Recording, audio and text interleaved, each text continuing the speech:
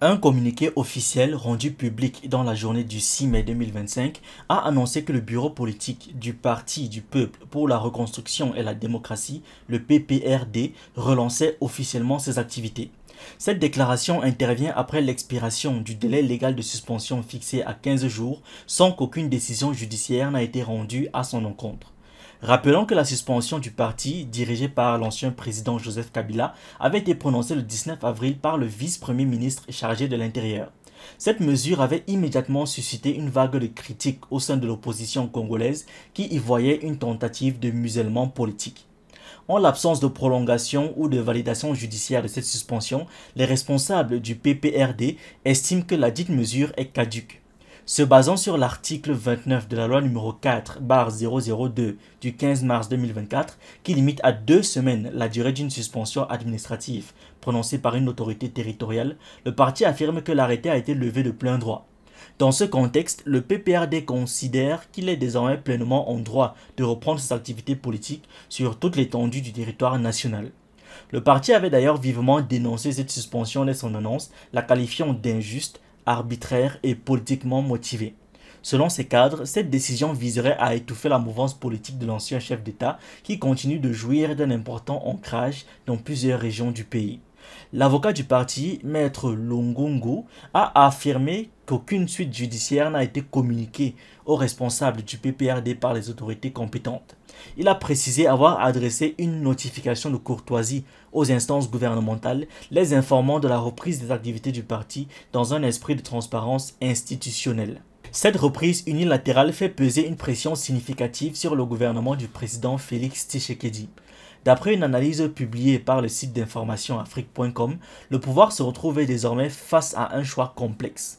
Soit il laisse le PPRD reprendre ses activités, au risque de paraître faible ou incohérent dans l'application de ses décisions, soit il décide de contre-attaquer par de nouvelles mesures administratives ou judiciaires, au risque d'exacerber les tensions politiques déjà vives dans le pays.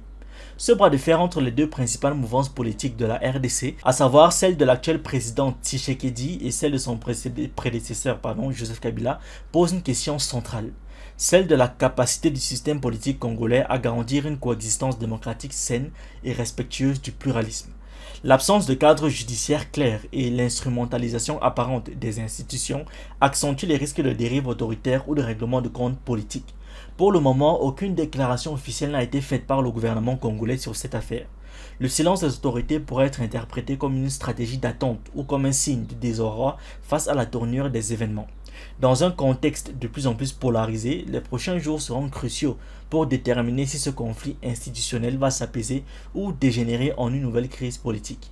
Autre actualité, dans le cadre de la lutte contre le trafic international de véhicules volés, Interpol a coordonné une vaste opération baptisée Safe Wheels, menée du 17 au 30 mars dans 12 pays d'Afrique de l'Ouest. Grâce à la coopération entre les services de police locaux et les experts internationaux, près de 150 véhicules volés en Europe et au Canada ont été localisés et 75 ont été saisis. L'opération Safe Wheels a mobilisé les forces de l'ordre de 12 pays d'Afrique de l'Ouest, Bénin, Burkina Faso, Cap-Vert, Côte d'Ivoire, Gambie, Ghana, Guinée-Bissau, Mali, Mauritanie, Niger, Nigeria et Togo. Cette collaboration régionale a permis des contrôles renforcés aux frontières terrestres et maritimes. La majorité des véhicules volés provenaient du Canada, tandis que d'autres avaient été signalés comme volés en France, en Allemagne et aux Pays-Bas. Les modèles Toyota étaient les plus représentés parmi les véhicules saisis, suivis des marques Peugeot et Honda.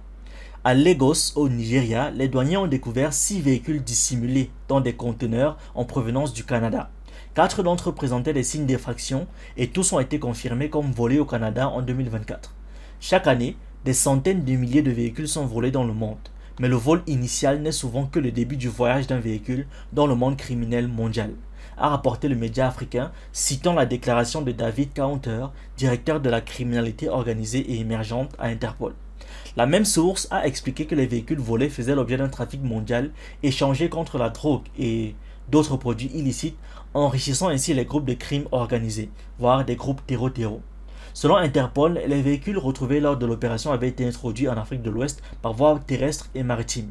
En plus des saisies, l'opération a conduit à l'ouverture de 18 nouvelles enquêtes et mis en lumière l'implication de 2 groupes de crimes organisés. Merci d'avoir regardé cette vidéo. N'oubliez pas de liker, de partager et de donner votre avis en commentaire. Vous pouvez aussi nous suivre sur nos différentes plateformes Facebook, YouTube, TikTok et surtout sur le réseau social africain Diba World, disponible sur Android et iOS. Pour ceux qui le souhaitent, vous pouvez aussi rejoindre notre communauté WhatsApp.